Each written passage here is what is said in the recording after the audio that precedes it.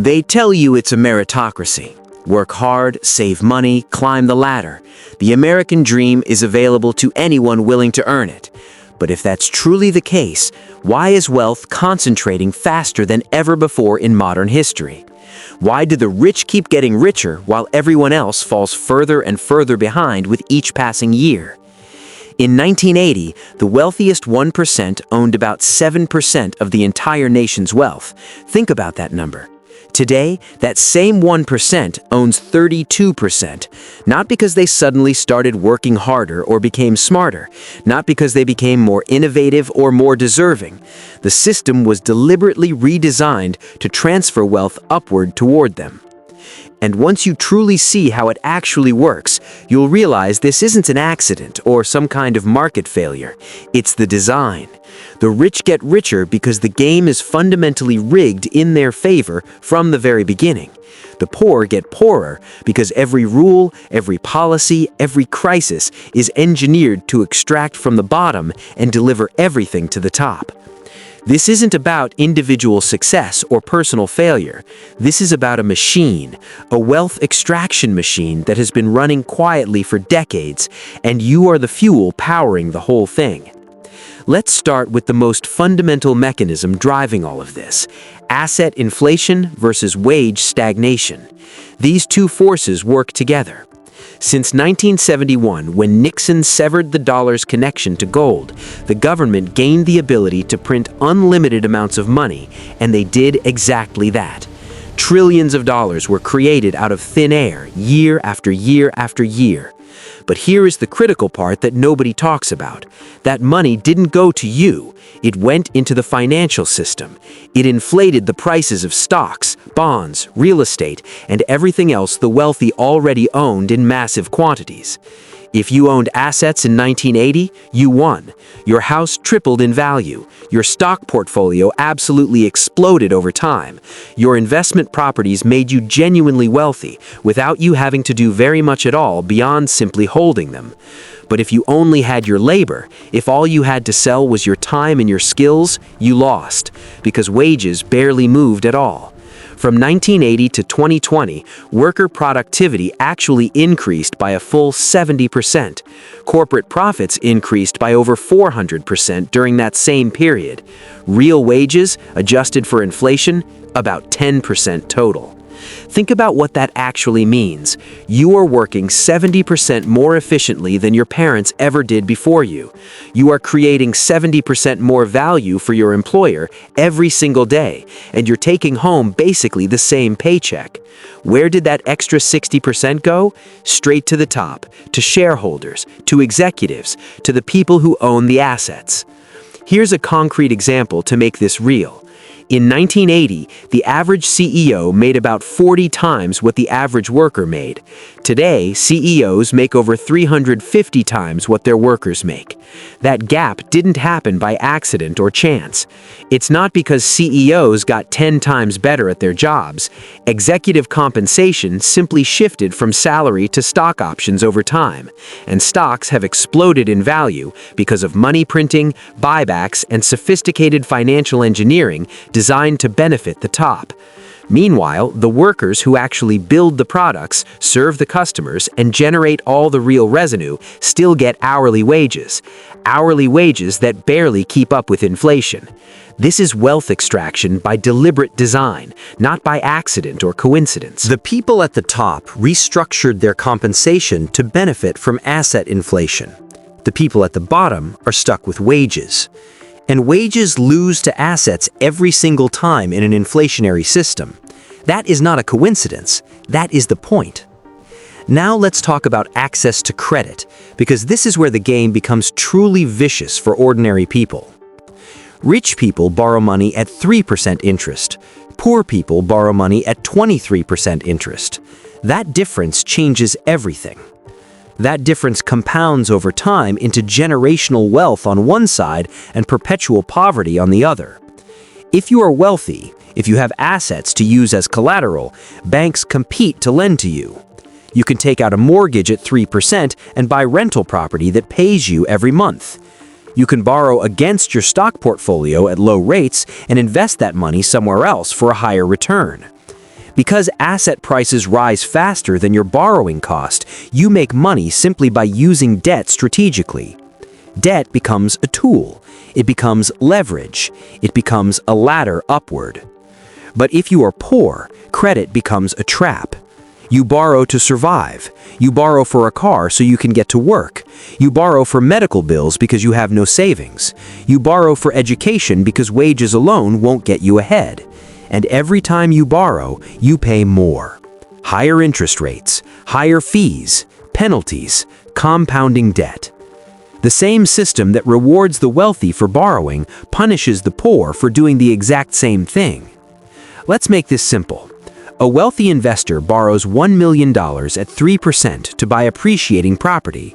The annual interest cost is $30,000, but the property increases in value by 5%. That's $50,000. They just made $20,000 in equity growth beyond the cost of borrowing.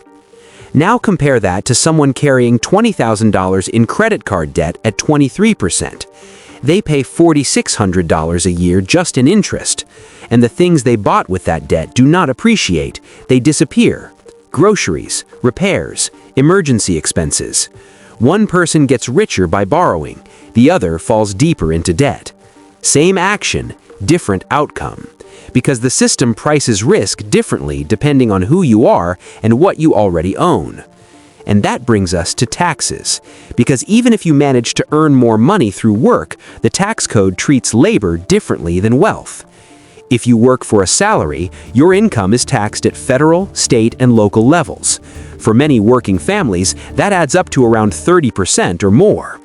But if your income comes from investments, you pay capital gains tax instead.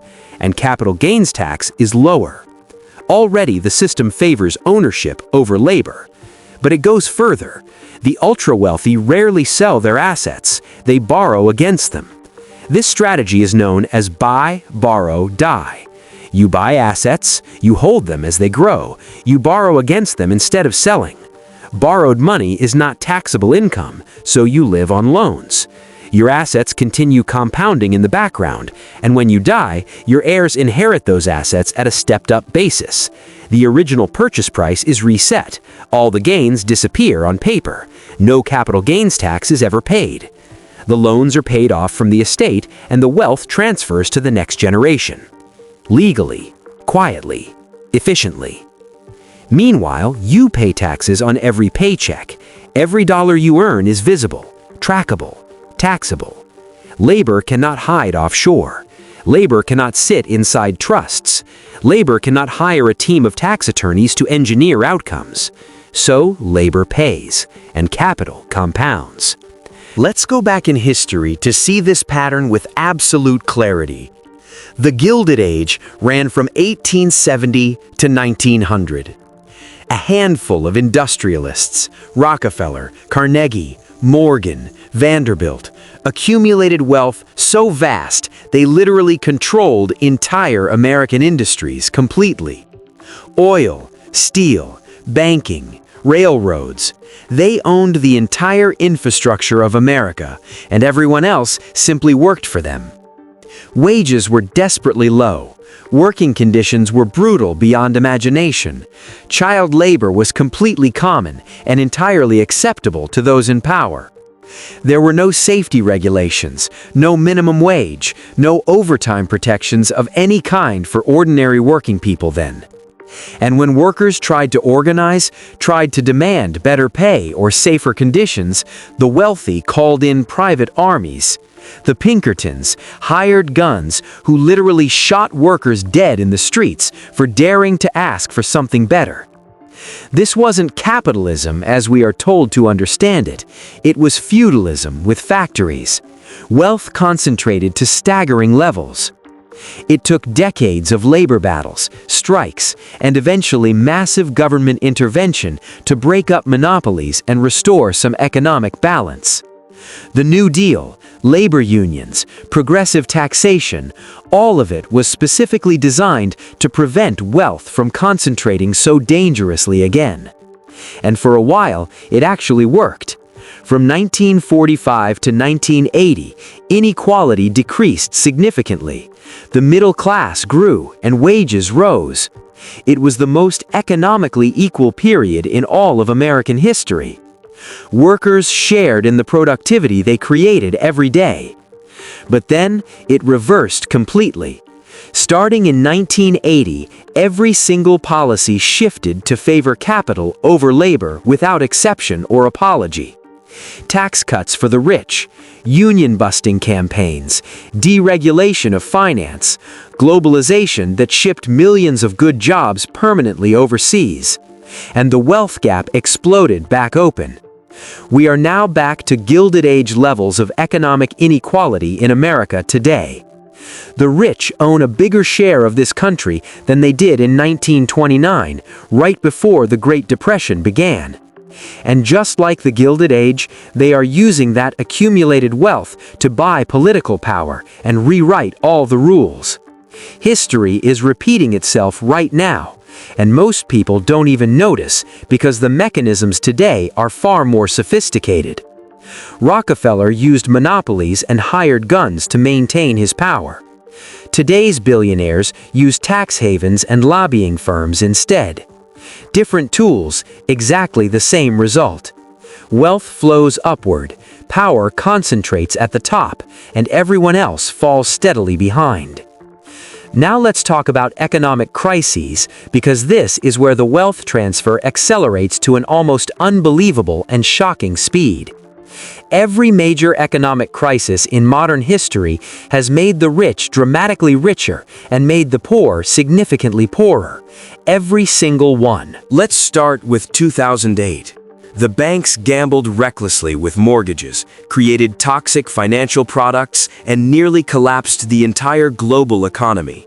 Millions of ordinary people lost their homes, their jobs, and their retirement savings in the chaos that followed that catastrophe. Foreclosures destroyed entire neighborhoods across America. Retirement accounts were cut in half. Families were devastated in ways that lasted for generations. And what happened to the specific people who actually caused all of that destruction and suffering? They received government bailouts.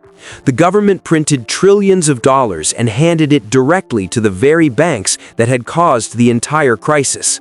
Wall Street used that taxpayer money to buy up foreclosed homes at pennies on the dollar from desperate, evicted families. BlackRock, private equity firms, and hedge funds scooped up hundreds of thousands of houses while ordinary families were being put out. And now, those same investment firms are your landlord. They charge you rent on the very house you used to own.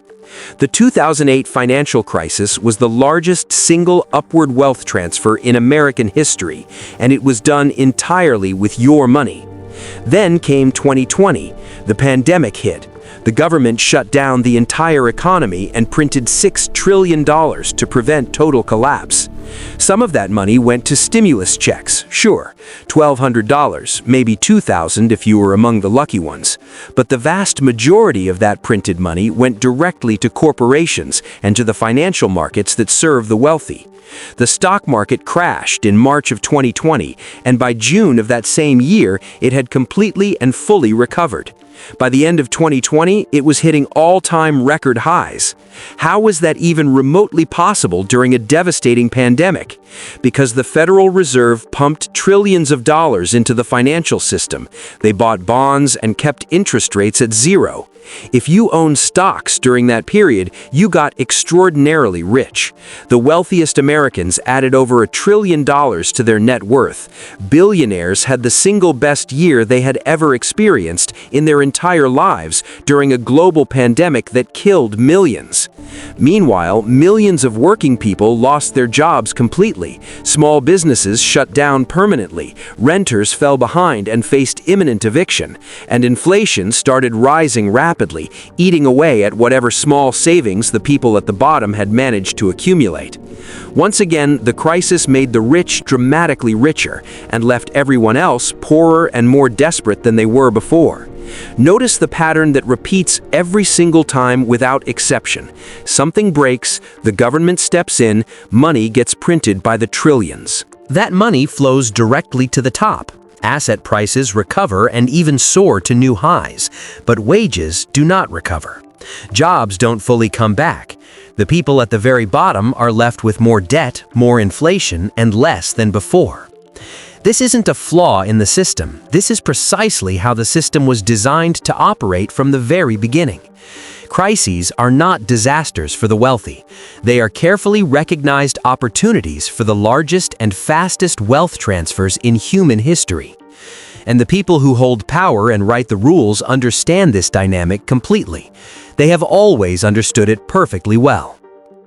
Now let's talk about compound returns, because this is the pure mathematical engine that drives inequality forward with unstoppable and relentless force. If you start with $1 million and earn 8% per year, in 10 years you have $2.1 million. In 20 years you have $4.6 million. In 30 years you have $10 million. You did absolutely nothing. You simply owned assets and allowed them to compound quietly over time. The money made more money without any effort from you. But if you start with nothing, if all you have is your labor to sell, you earn only linear income every day. You work, you get paid, you stop working, the money stops completely. There is no compounding, there is no multiplication of wealth. And inflation is quietly eating away at your purchasing power every single year without you even fully realizing what is happening. So the gap between you and the person who started with $1 million gets wider and wider with every passing year, not because they are smarter or work harder than you, simply because of the mathematics of compounding working silently in their favor. Compound returns on assets will always outpace linear income from labor. Always. The math makes this completely and utterly inevitable over time. That is precisely why inheritances matter so enormously. That is why generational wealth is almost completely impossible for most people to overcome. If your parents gave you nothing, you are starting from absolute zero. And even if you save aggressively and invest wisely, you will almost certainly never catch up to someone who started with $1 million already working for them from birth. The mathematics of compounding simply will not allow you to close that gap, no matter how hard you work or sacrifice. Now let's add one final layer on top of everything we've already discussed: inflation. The government prints money. Asset prices inflate rapidly. Houses, stocks, gold, and everything else the wealthy own goes up significantly in price. If you own those things, you get richer. But if you don't own them, if you are still trying to buy your first house or save for retirement, everything just became more expensive.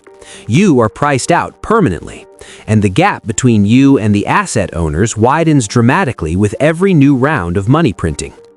This is why the housing market is completely broken for younger generations.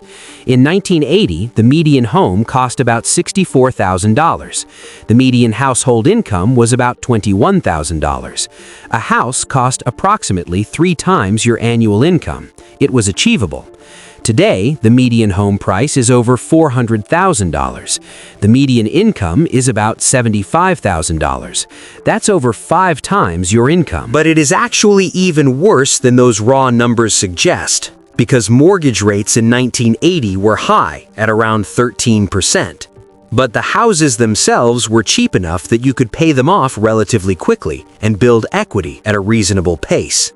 Today, even at lower interest rates, the homes are so expensive that your monthly payment is absolutely crushing your entire budget. And you will be paying for 30 full years, spending a far bigger percentage of your income on housing for far longer. Meanwhile, the people who already own property are watching their net worth explode with each passing year. They bought cheap long ago. Now it's worth millions. They didn't do anything exceptional. The system simply inflated the value of what they already possessed. Here is the brutal and uncomfortable truth about the system we all live inside. If you start with capital, you win. If you start with only your labor to offer, you lose. Those are the 2 fundamental paths this system provides for people. Capital gets cheap credit, low taxes, and the magic of compound returns working around the clock every single day for you. Labor gets expensive credit, high taxes, and linear income that stops the moment you stop showing up to work each day. Capital benefits from inflation and gets richer as prices rise. Labor gets crushed by that same inflation and loses purchasing power. Capital is completely mobile. It can move instantly to wherever taxes happen to be the lowest anywhere on the entire planet. Labor is stuck exactly where it is. You cannot simply move to another country to avoid paying your taxes each year. Every rule, every policy, every crisis response is specifically designed to protect capital and systematically extract wealth from labor over time. And the people who own capital are the very same people who write all of the rules that govern the system. They fund the politicians who craft legislation. They own the major media companies that shape public opinion and control the narrative. So you are told that inequality is simply about merit, about hard work, about the personal choices each individual makes daily. But it is not about those things at all. It is about a system that deliberately rewards ownership and systematically punishes work. So what should you actually take away from everything we have just covered together? First, understand this critical and uncomfortable reality clearly. You cannot out-earn a rigged system by simply working harder. Working more will not make you rich if the game transfers your productivity away. You need to own assets, not just earn income from your labor. That is the fundamental shift that changes your trajectory completely. Second, recognize that debt is being used as a weapon against you. Expensive debt keeps you poor and keeps you dependent and controllable. Cheap debt, if you can somehow access it, can actually build real wealth. But the system ensures cheap debt goes to those already wealthy. Third, the tax code is not neutral. It was written deliberately to favor wealth over work in every possible way imaginable. Learn the rules that exist or hire someone who already knows them well. Fourth, crises are wealth transfer events for those who understand what is actually happening beneath the surface of the chaos and fear. The next crisis is coming. And when it does, assets will go on sale. Those with cash can buy at the bottom.